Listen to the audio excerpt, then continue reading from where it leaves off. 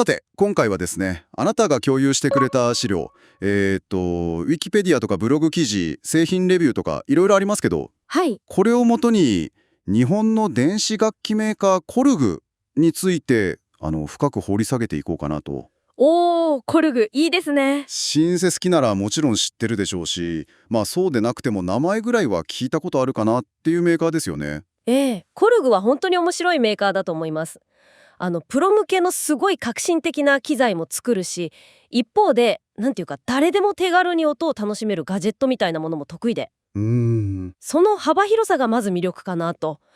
今日はその歴史とか、あと社名の由来、それから特にガジェットシンセとかマシンライブっていう今の音楽シーンとの関わりなんかを見ていけたらなと思ってます。資料を読んでるとなんか年表だけじゃわからない面白さがありますよね。早速ですけど、まずコルグの誕生からいきましょうか。はい。1963年、東京の京王線沿いで慶応技術研究所としてスタートしたんですよね。最初はね、オルガン製品の名前としてコルグ、フランス語風につけたらしいんですけど、ちょっと発音しにくいって意見があったみたいで、なるほど。でコルグになったっていう話が、資料にもありましたね。で、最初の製品が、1963年のリズムマシーン、ドンカマチック。出ましたね、ドンカマチック。この名前がまたなんかすごいですよね。資料によると、バスドラムのドンとクラベスのカから来てるって。そうなんです。音そのものが名前っていう。面白いな。このなんか遊び心というか、音へのこだわりみたいなのがもう最初からあったんでしょうね、きっと。で、そこからシンセサイザーの時代に入っていくわけですね。1973年に初の量産型アナログシンセ、ミニコルグ700。はい。これがコルグブランドの、イソシラというか。そして、やっぱり外せないのが、1978年の MS-20 ですかね。MS-20。これはもう本当に重要ですね。いわゆるセミモジュラーってやつで。セミモジュラー。一部の回路をケーブルでつなり替えて音作りできるんです。パッチングって言いますけど。はいはい。これでかなり個性的で太い音が出るんですよ。うん。今でもすごく人気があって、ミニサイズになったりソフトウェアになったりして復刻されてるじゃないですか。確かに見ますね。それだけやっぱり影響力が大きかったってことですよね。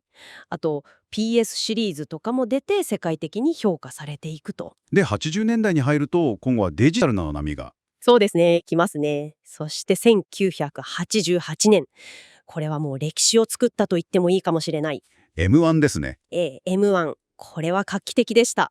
PCM 音源っていう実際の楽器の音をサンプリングしたリアルな音源とシーケンサー、曲のデータを記録再生する機能。これを一つにしたったミュージックワークステーションっていうもう概念そのものを作り上げた。世界で20万台以上売れたっていうんですから、すごいヒットですよね。大ヒットですね。90年代の音楽、特にポップスとか聞くと、確かに M1 っぽいピアノとかストリングスの音、これって思いますもんね。まさにあの時代のサウンドを象徴してましたよね。でここまではどっちかというとプロ向けの機材っていうイメージが強かったかもしれないんですけど。そうですね。ここからがまたコルグの面白いところで、資料読んでて、ここが特に個人的にはワクワクした流れなんですけど、はい。手軽さと楽しさの世界。2002年のマイクロコルグ。出ましたね、マイクロコルグ。これも大ヒットしました。小型でボコーダーもついてて、ええ。これがある意味ガジェットシンセっていう流れを決定づけたというか、火付け役になった感じありますね。そして2007年のカオシレーター。カオシレーター。あれも衝撃的でした。タッチパッドを指でなぞるだけでフレーズが演奏できちゃう。そうそう。音楽の知識とか楽器経験があんまりなくても直感的に楽しめるっていうのがもう楽器の枠を超えてましたよね。本当ですね。で、その流れで2010年代のボルカシリーズ。ボルカ来ましたね。キーズとかバス、ビーツ、FM とか、特定の機能に特化したちっちゃいアナログシンセの群れ。電池で動いて値段も手頃で、資料にあった新世界のホンダモンキーっていう表現。ありましたね。見たとき、なるほどって思いました。なんかいじってるだけで楽しい感じ。まさに。これらの小型で個性的なシンセが出てきたことって、マシンライブっていうスタイルにすごく大きな影響を与えたと思うんですよ。マシンライブ。PC を使わずにハードウェアだけで即興的に音楽を作って演奏するスタイル。そうです、そうです。その場でどんどん組み上げていく感じ。実は1999年のエレクトライブシリーズなんかもその流れの先駆けみたいなところはあったんですけど。エレクトライブも人気ありましたよね。あと面白かったのが任天堂 DS 用のソフト DS10 とか。ありましたね。MS10 が DS に。あと本当に手のひらサイズのモノトロンとかモノトライブとか、ああいうのが手軽に音作りとか演奏を楽しむっていう文化をすごく後押しした感じがしますね。 iOS とかスイッチ向けのコルグガジェットなんかも、たくさんのガジェットって呼ばれる音源を手軽に組み合わせて曲作りできるっていう、そうですね。すごく現代的なコルグの製品って感じがします。あと個人的に気になったのが、自作オシレーターも使える DIY キットの NTS1 とか。NTS1。あれも面白い試みですよね。プロローグとかミニローグ XD とかに搭載されたローグ SDK っていうユーザーが自分でオシレーターとかエフェクトを作れる仕組み、はいはい。あれをもっと多くの人が触れる形にしたっていう実験的なところもコルグらしいなと思います。いやー、というわけで、駆け足でしたけど、コルグの歩みを見てきました。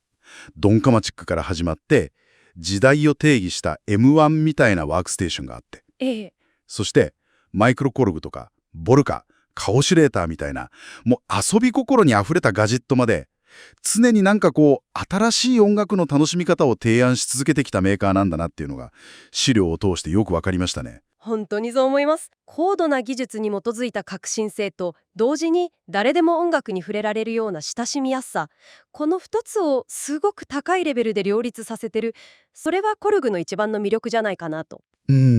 だからこそマシンライブみたいなユーザー発信の新しいカルチャーともすごく深く結びついてきたんだと思いますね。なるほどな。さて最後に、あなたと一緒にちょっと考えてみたい問いがあるんですけど。はい、何でしょう。こうして手軽さと奥深さみたいなものを追求してきたコルグですけど、これから先僕たちが音楽を作るための道具ってどんな風に進化していくと思いますか？未来の道具ですか？もうハードウェアとかソフトウェアとか、そういう今の境界線がもっと曖昧になったり、あるいは全く想像もつかないような新しいインターフェースが出てきたりするのかなとか。そうですね。もしかしたらもっと身体的な動きとか、あるいは脳波とか、そういうものと直接つながるような形も出てくるかもしれないし、それはすごいですね。コルグならそういうちょっと突拍子もないような、でも音楽の楽しみを広げるような提案をまたしてくれるんじゃないかって期待しちゃいますよね。確かに。そんな未来を想像してみるのもまた面白いかもしれませんね。